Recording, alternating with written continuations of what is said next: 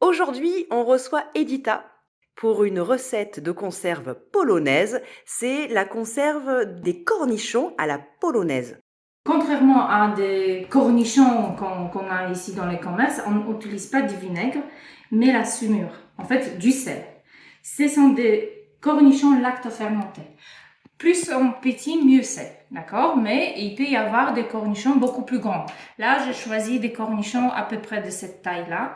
Toi, tu as planté des cornichons cette année, et ça c'est ta récolte. Oui, en général, je loupe cette taille-là et ils sont plus grands. Mais là, en sachant qu'on va faire cette vidéo, je fais attention et j'ai pris des cornichons plus petits. C'est plus agréable. En une bouchée, tu manges un cornichon. L'intérêt de la lactofermentation, tu nous disais que c'était très bon à la fois pour le microbiote. Oui, parce que ce sont des probiotiques naturels, vraiment très très forts. Lorsque il y avait la période de Covid, j'ai carburé au cornichon, la choucroute faite maison et c'était vraiment bénéfique. Donc on a des cornichons, donc de cette taille-là. De cette taille-là, on a besoin de l'ail. D'ail frais. L'ail frais, je vais les découper. Hein. On ne met pas comme ça une gousse d'ail, on découpe. Après, et si on n'a pas possibilité d'avoir aneth séchée, ça ce qui a poussé sur mon balcon, donc on voit quelques fleurs avec des graines et des tiges, c'est très important. C'est mieux. Mais si on n'a pas, on peut acheter en commerce déjà l'aneth. De l'aneth déshydratée. On prend un bocal. Ce qui est important, c'est ça l'ingrédient très important. Lactofermenté, c'est à la base du sel. Donc, pour un beau mug comme ça, je mets une cuillère du sel. Tout simplement, quand tu remues et tu essayes de goûter l'eau, comme tu as fait une grimace parce que c'était trop salé, c'est nickel. C'est ce qu'il faut. Je découpe comme ça. J'enlève pas le cœur de Le germe. Oui, ouais. Parce qu'on dit que c'est pas vraiment digeste. Ici, tout est bon.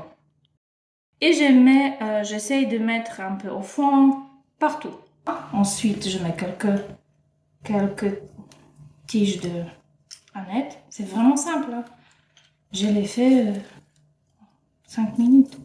Et en plus, je comble des cornichons qui vont faire que le bocal il va être bien rempli.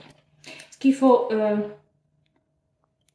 surveiller que ça dépasse pas, qu'il y a quand même, une fois que l'eau est dedans, que les cornichons ne sont pas à nu.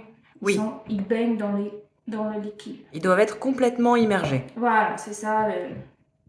Voilà, donc c'est à peu près comme ça. Très bien. J'ajoute encore, parce que pour la partie haute, il n'y a pas trop d'ail. Et tu me disais tout à l'heure que chez vous en Pologne, vous rajoutez également du réfort. C'est ça. La racine de réfort ou alors le feuille. Ok, donc là, c'est préparé. Ok. Ça fait comme ça. Là, on a tous nos produits secs dedans. Donc là, maintenant, j'ai remué. Donc l'eau était bouillante. Elle était bouillante et je commence à mettre. Et c'est tout. Je vais juste quand même...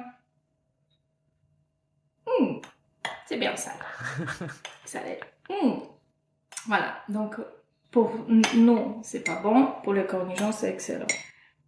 Voilà, je ne veux pas renverser. Là, je vais mettre. Et tu mets juste Voilà. à ras-bord, non, tu laisses juste un peu d'air, c'est ça? De quoi fermer. Ok. Et c'est tout. Et je ferme. Et là, tu fermes. Et qu'est-ce qui va se passer chimiquement?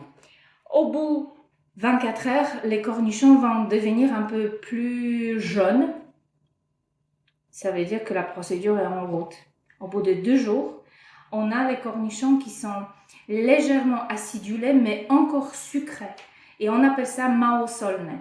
Le vrai nom, ogórki maosolne, ça veut dire que les cornichons lactofermentés n'ont pas fini le processus. Ils sont entre les deux. Ça, c'est pour les gourmands qui n'ont pas eu le temps d'attendre. C'est vrai. Et en été, avec des pommes de terre nouvelles, juste les cornichons maosolne, c'est-à-dire qu'ils ont juste fermenté pendant 2 jours, c'est un repas de Dieu en Pologne pendant l'été. Et si on veut les consommer, on va dire à point, combien de temps on le laisse dans le bocal? Une semaine. Une bonne semaine, d'accord. Moi, je l'aime bien manger frais. Donc, une fois que je vois qu'il a cette couleur-là, je mets au frigo et au cours de la journée, on croque. Et le liquide qui est là, c'est une mixture de vraiment hors pair. C'est très bon pour la santé, c'est plein de probiotiques. Ça sent l'ail, donc c'est pour ceux qui aiment beaucoup l'ail. Merci beaucoup, Edita. Alors moi, je les ai goûtés, je vous confirme, ils sont très bons, pour ceux qui aiment l'ail, bien sûr. Et ça croque, non? Et c'est très très bon, en effet. Merci, Edita.